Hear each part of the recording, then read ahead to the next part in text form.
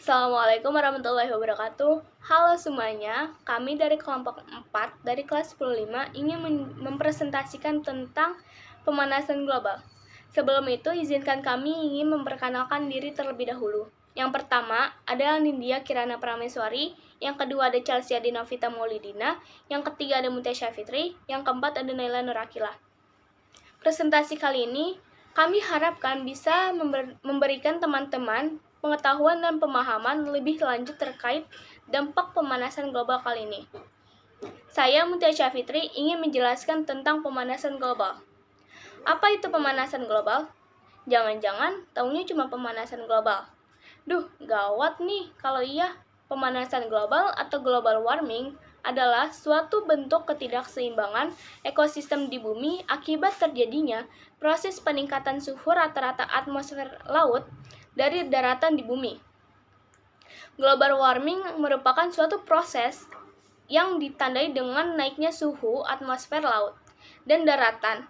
Sekadar info, suhu rata-rata global pada permukaan bumi telah melonjak kira-kira 0,74 kurang lebih 0,18 derajat Celcius atau 1133 kurang lebih 0,32 derajat F.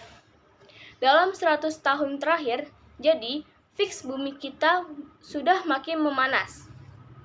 Dan di sini saya akan menjelaskan tentang penyebab pemanasan global. Yang pertama itu adalah meningkatnya gas rumah kaca. Dalam satu faktor penyebab pemanasan global adalah gas rumah kaca nih. Kira-kira menurut kalian apa yang menyebabkan meningkatnya gas rumah kaca? Umumnya, gas rumah kaca terjadi akibat pembakaran minyak bumi, sehingga menyebabkan adanya pemanasan yang terpantul tidak diteruskan keluar angkasa tetapi kembali lagi ke bumi. Salah satu gas yang paling berpengaruh adalah karbon dioksida. Yang kedua itu adalah variasi matahari. Variasi matahari adalah perubahan jumlah energi radiasi yang dilepaskan matahari.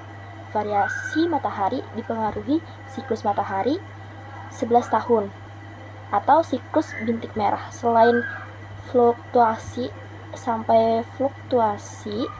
lainnya yang tidak berperiodik. Dan yang terakhir itu adalah efek umpan balik. Semakin banyak pemanasan yang terjadi akibat efek rumah kaca, karbon dioksida semakin melimpah uap air yang membumbung ke atmosfer. Pemanasan yang terjadi itu menambah jumlah uap air secara terus-menerus hingga akhirnya tercapai ketidakseimbangan kondensasi uap air. Selanjutnya saya akan menjelaskan apa saja sih dampak dari pemanasan global. Yang pertama, ada iklim tidak stabil. Faktor-faktor yang mempengaruhi iklim dan cuaca adalah sinar matahari, suhu tekanan udara, kelembapan udara, angin awan dan curah hujan. Adanya pemanasan global menyebabkan bagian utara dari belahan bumi utara akan memanas lebih dari daerah-daerah lain di bumi. Akibatnya, gunung-gunung es kini mulai mencair, sehingga daratan akan menyempit, tak banyak lagi jumpai es yang mengapung. Yang kedua, ada meningkatnya permukaan air laut. Cairnya es di daerah kutub telah menyebabkan volume air laut akan bertambah. Akibatnya akan terjadi peningkatan permukaan air laut. Erosi dari tebing pantai dan bukit pasir akan mengalami peningkatan. Ketika tinggi laut mencapai muara sungai, banjir akibat air pasang tidak dapat bisa dihindari lagi. Ketiga, suhu global cenderung meningkat. Mungkin di suatu daerah akan menguntungkan karena mengalami musim hujan jadi lebih lama, tapi daerah di belahan bumi lain sebaliknya mengalami musim panas berkepanjangan. Selanjutnya ada gangguan ekologis. Ketika suhu bumi memanas, kita saja sebagai manusia merasa tidak nyaman. Begitupun dengan makhluk hidup yang lain. Hewan-hewan akan berimigrasi mencari tempat yang sejuk, sedangkan tumbuhan akan mengubah arah pertumbuhannya mencari tempat yang mendukung pertumbuhannya. Setelah itu ada dampak sosial dan politik. Di sini kondisi cuaca yang tak menentu menyebabkan munculnya berbagai macam penyakit. Bagi para petani, kondisi hujan yang tak kunjung usai bisa mengagalkan panen. Tetapi, jika panas berkepanjangan juga menyulitkan mereka untuk memulai pertanian karena susahnya pasokan air.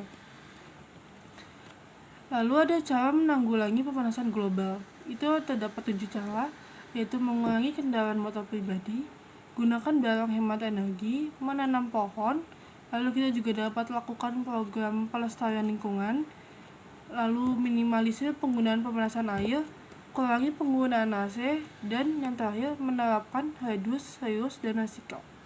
Sekian penjelasan dari kelompok kami, kurang lebihnya mohon maaf. Wassalamualaikum warahmatullahi wabarakatuh.